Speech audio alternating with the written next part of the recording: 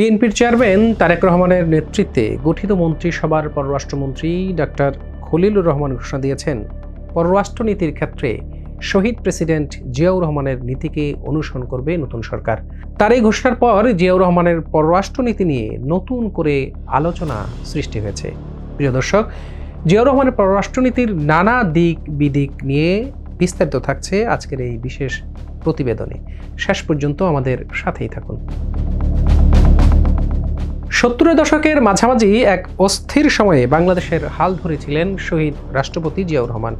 সেই সময়ে আন্তর্জাতিক অঙ্গনে সদ্য স্বাধীন বাংলাদেশ ছিল একরকম মিত্রহীন ও সাহায্য নির্ভর রাষ্ট্র। কিন্তু অত্যন্ত অল্প সময়ে জিয়াউর রহমান এমন পররাষ্ট্রনীতি গ্রহণ করেন যা বাংলাদেশকে বিশ্বমঞ্চে আত্মনির্ভরশীল রাষ্ট্র হিসেবে প্রতিষ্ঠিত করে। তার নীতির মূল দর্শন ছিল সবার সঙ্গে বন্ধুত্ব, কিন্তু তা হতে হবে অবশ্যই সম্মান ও জাতীয় স্বার্থকে সমন্বিত রেখে। ভারসাম্যপূর্ণ এই পররাষ্ট্রনীতি ছিল তার সফলতার মূল চাবিকাঠি। দর্শক, জিয়াউর রহমান তার পররাষ্ট্রনীতিতে বাংলাদেশের সার্বভৌমত্ব রক্ষায় ছিলেন আপোষহীন।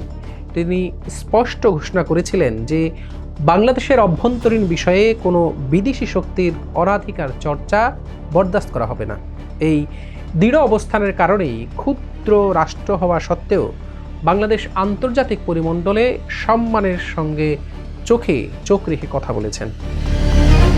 শহীদ জিয়ার লক্ষ্য ছিল বিদেশ থেকে কেবল সাহায্য গ্রহণ করা নয়, বরং বাণিজ্যিক অংশীদারিত্ব গড়ে তোলা। তিনি বিশ্বাস করতেন একটি রাষ্ট্রের সার্বভৌমত্ব তখনই শক্তিশালী হয় যখন তার বৈদেশিক সম্পর্ক হয় বহুমুখী। কোনো একটি নির্দিষ্ট বলয়ে বন্দী না থেকে তিনি বিশ্ব রাজনীতির মেরুকরণে বাংলাদেশের জন্য এক স্বতন্ত্র ও সম্মানজনক জায়গা তৈরি করেন। শহীদ জিয়ার পররাষ্ট্রনীতির অন্যতম মাইলফলক ছিল দক্ষিণ এশিয়া আঞ্চলিক সহযোগী সংস্থা বা সার্ক গঠনের উদ্যোগ। প্রতিবেশী দেশগুলোর সাথে সম্পর্ক উন্নয়নে তিনি ছিলেন দূরদর্শী। ভারতের সাথে গঙ্গার পানি বণ্টন ও সীমানা নির্ধারণের মতো জটিল ইস্যুগুলোতে তিনি একদিকে যেমন দৃঢ় অবস্থান নিয়েছিলেন, অন্যদিকে আঞ্চলিক স্থিতিশীলতার স্বার্থে সহযোগিতার হাত বাড়িয়ে দিয়েছেন। দক্ষিণ এশিয়ার দেশগুলোকে এক ছাতার নিচে এনে তিনি এই অঞ্চলে ভারতের আধিপত্যের বদলে শক্তির একটি সূক্ষ্ম ভারসাম্য তৈরির চেষ্টা করেছিলেন, যা বর্তমান সময়ে ভূরাজনীতিতে অত্যন্ত প্রাসঙ্গিক।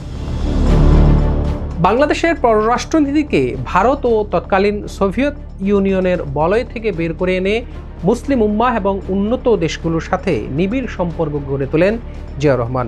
মধ্যপ্রাচ্যের দেশগুলোর সাথে শ্রমবাজার উন্মুক্ত করা এবং অর্থনৈতিক সাহায্য নিশ্চিত করার ক্ষেত্রে তার ভূমিকা ছিল অনন্য। ওআইসিতে বাংলাদেশের সক্রিয় অংশগ্রহণ এবং আন্তর্জাতিক বিভিন্ন ইস্যুতে মধ্যস্থতাকারী হিসেবে জিয়াউর রহমানের অবস্থান বিশ্বজুড়ে প্রশংসিত হয়। পাশাপাশি গড় চীনের সাথে সম্পর্ক উন্নয়ন ও স্বীকৃতি আদায় ছিল তার কূটনৈতিক দূরদর্শিতার এক অন্যতম বিজয়। জিয়াউর রহমানের শাসনামলেই আন্তর্জাতিকভাবে নিজের অবস্থান দৃঢ় করেছিল বাংলাদেশ। 1979 সালে জাপানকে পরাজিত করে জাতিসংঘের নিরাপত্তা পরিষদের অস্থায়ী সদস্যপদ লাভ ছিল বাংলাদেশের কূটনৈতিক ইতিহাসে এক বড় অর্জন। এটি প্রমাণ করেছিল যে ক্ষুদ্র রাষ্ট্র হয়েও কেবল সঠিক নেতৃত্বের গুণে বিশ্ব রাজনীতিতে বড় ভূমিকা রাখা সম্ভব। তার সময়েই বাংলাদেশ জোট নিরপেক্ষ আন্দোলন বা নেমের অত্যন্ত সক্রিয় হয়ে ওঠে এবং আন্তর্জাতিক অঙ্গনে বাংলাদেশের ভোট বা মতামত গুরুত্ব পেতে শুরু করে। ভারতের সাথে সম্পর্কের ক্ষেত্রে জিয়াউর রহমান অত্যন্ত বাস্তবসম্মত ও দৃঢ় নীতি গ্রহণ করেছিলেন।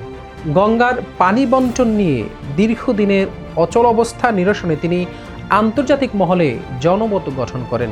1976 সালে তিনি জাতিসংঘে ফারাক্কা ইস্যু উত্থাপন করেন, যা ভারতকে দ্বিপাক্ষিক আলোচনার টেবিলে বসতে বাধ্য করেছিল। এছাড়া গঙ্গা পানি নিয়ে 1977 সালে ঐতিহাসিক চুক্তি ও সীমান্ত বিরোধ মিটিয়ে পদক্ষেপ তার দেশপ্রেম ও কূটনৈতিক পদক্ষেপের পরিচয় পাওয়া যায়। তিনি প্রমাণ করেছিলেন ক্ষুদ্র দেশ হলেও ন্যায়ের প্রশ্নে বাংলাদেশ আপোষহীন।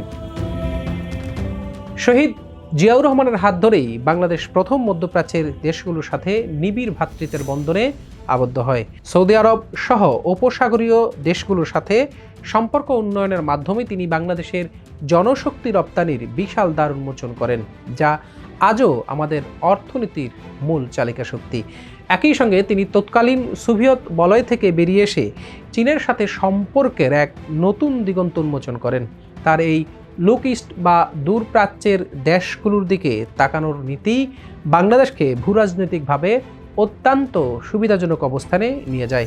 এছাড়া তিনি একদিকে যেমন মার্কিন যুক্তরাষ্ট্র ও ইউরোপীয় ইউনিয়নের দেশগুলোর সাথে সম্পর্ক উন্নয়ন করেছিলেন, অন্যদিকে চীন ও জাপানের মতো পূর্ব এশিয়া দেশগুলোর সাথেও বাণিজ্যিক ও কূটনৈতিক সম্পর্ক জোরদার করেন। বিশেষ করে চীনের সাথে আনুষ্ঠানিক কূটনৈতিক সম্পর্ক স্থাপন ও জাপানের কারিগরি সহায়তা নিশ্চিত করা ছিল তার সময়ের অন্যতম সাফল্য। জিয়াউর রহমানের আমলেই বাংলাদেশ প্রথমবারের মতো জাতিসংঘের নিরাপত্তা পরিষদের অস্থায়ী সদস্য নির্বাচিত হয়।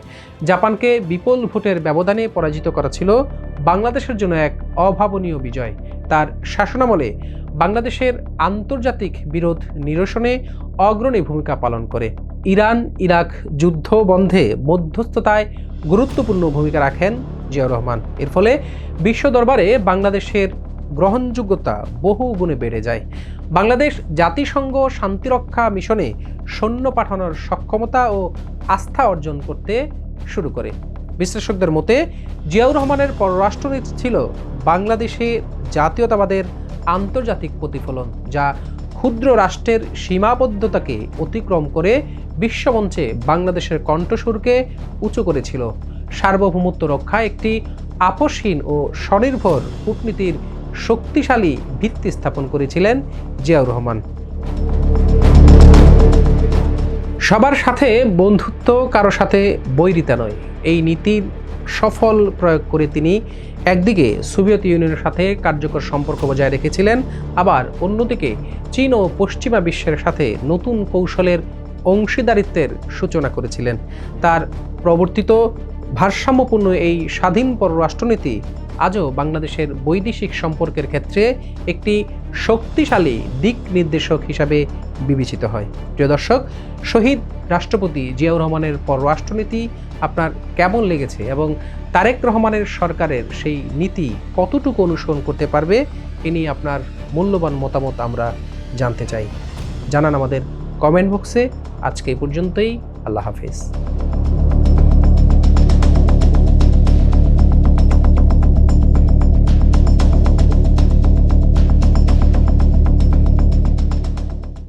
ইউএফটি ফার্স্টের সাথে ট্রেড করুন যে কোনো জায়গা থেকে। ক্যাম্পাসে ক্লাসের ফাঁকে, ঢাকার জ্যামে বসে কিংবা ঘরে বসে, ট্রেডিং এখন হাতের মুঠোয়। তাই ট্রেড করুন যখন খুশি, যেখানে খুশি।